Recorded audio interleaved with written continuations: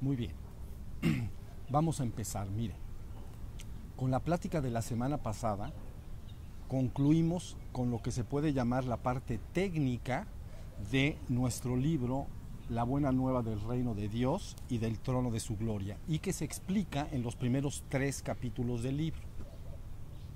El día de hoy me gustaría hacer un repaso a estas pláticas anteriores para tener un panorama global de lo que hemos dicho. ¿Okay? Como recordarán, en la primera plática entonces comentamos 2 temas principales. Uno, la imagen que podemos obtener de la Biblia en su conjunto y que tenemos aquí reflejada en esta gráfica. Y 2, el marco teórico mínimo, pero suficiente para poderlos guiar a todos hasta la verdad completa. Veamos primero entonces la imagen que podemos obtener de la Biblia en su conjunto. Miren, el Antiguo Testamento entonces inicia, como todos conocemos, con el principio del tiempo, es decir, con la creación y la caída del ser humano entonces al reino material. Posteriormente narra el Antiguo Testamento una serie de alianzas sostenidas entre Yahvé Elohim y diversos personajes bíblicos importantes. Luego entonces el Nuevo Testamento, por su parte, narra, como todos sabemos, inicialmente la vida de Jesús y el mensaje que Cristo, el Hijo del Hombre, entrega a la humanidad. Luego entonces los evangelios, los hechos y las cartas que conforman el Nuevo Testamento nos dan el testimonio de los esfuerzos hechos por los discípulos de Jesús para difundir su mensaje por el mundo. Aquí está.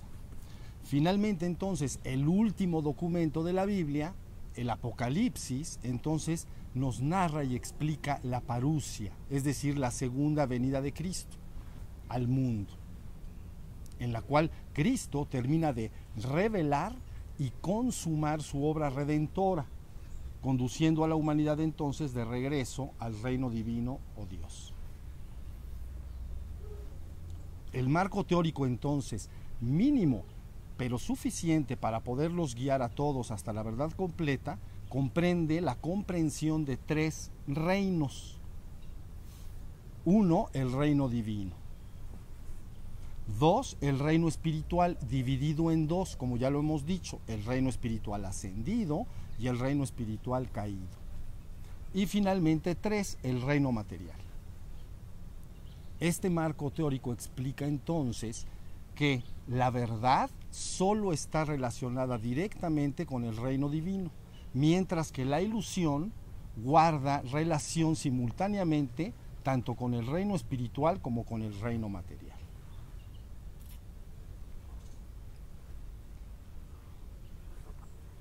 La segunda plática entonces trató también 2 temas.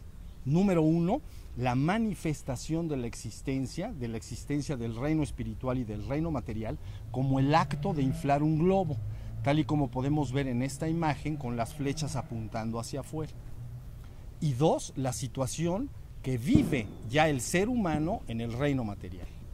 Entonces recordarán que en aquella plática dijimos que el Génesis está explicando entonces la manifestación o creación del universo en 7 días o eras.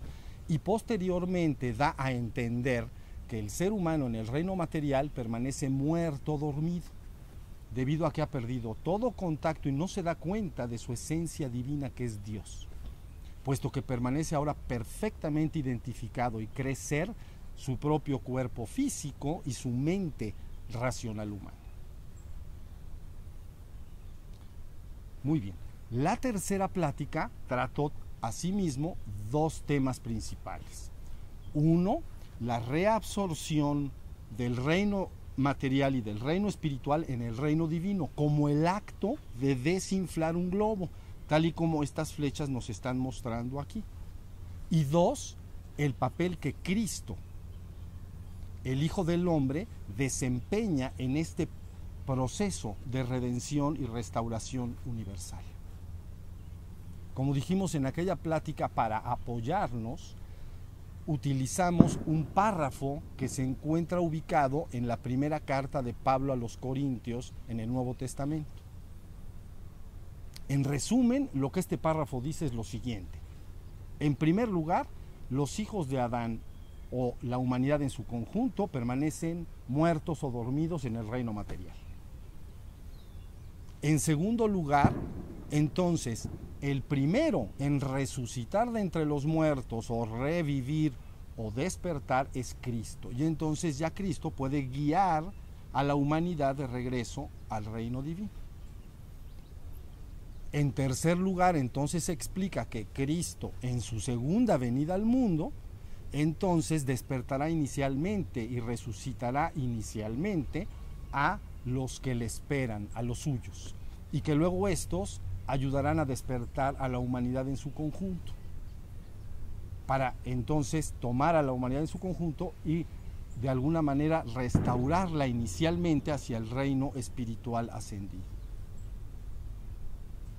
Número 4, este párrafo nos está diciendo que esta propia conciencia de Cristo entonces finalmente también disolverá todo el reino espiritual ascendido, es decir, principados, dominaciones, potestades, etc.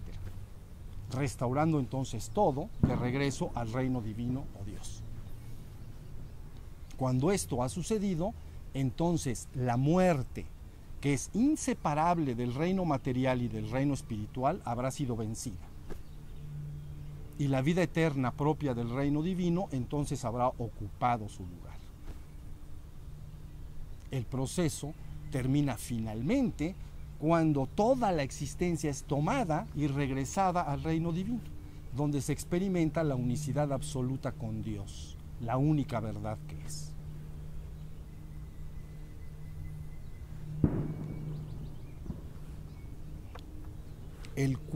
La cuarta plática entonces trató dos temas de importancia capital.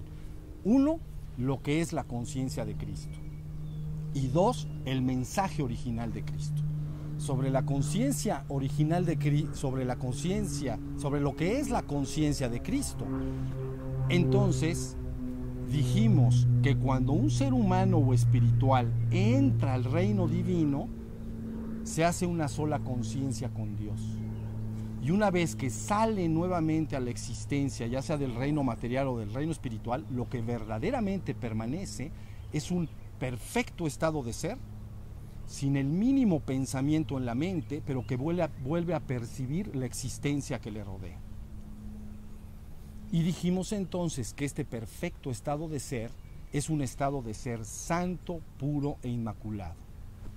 Y dijimos entonces que este ser santo, puro e inmaculado era precisamente la conciencia de Cristo o del Hijo del Hombre.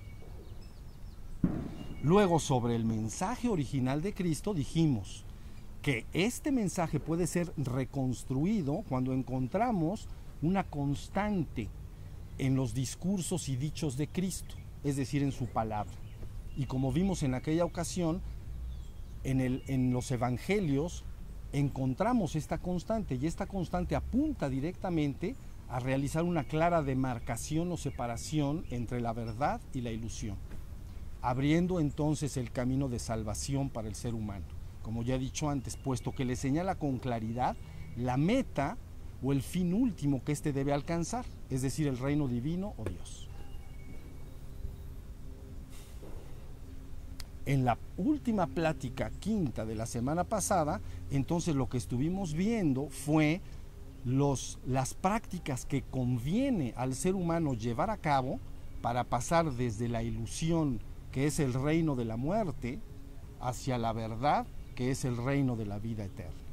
Dijimos que para pasar del reino material al reino espiritual ascendido, entonces se deben lograr dos cosas. En primer lugar, se debe despertar o resucitar de entre los muertos, lo que implica recobrar la propia conciencia de ser, es decir, darse cuenta de que él es un ser que es. Y en segundo lugar, debe entonces purgar su mente, es decir, debe de purgar las impurezas y obscuridades que se encuentran alojadas en su propia mente consciente y subconsciente, y que pertenecen todas ellas al reino espiritual caído, es decir, el odio, el miedo, los celos, la envidia, la ira, etc. Luego entonces dijimos que para lograr este paso, ¿no? Para lograr este paso desde el reino material hasta el reino espiritual ascendido, había dos tipos de prácticas. Uno, las prácticas de atención, y dos, las prácticas de energía. Finalmente comentamos entonces que para que puedas pasar, un ser pueda pasar desde el reino espiritual ascendido hacia el reino divino, entonces existe una sola práctica, es decir, permanecer en un perfecto estado de ser santo, puro e inmaculado, por encima incluso de todos los atributos del reino espiritual ascendido, como son la paz, el amor, la armonía, la gracia, etc.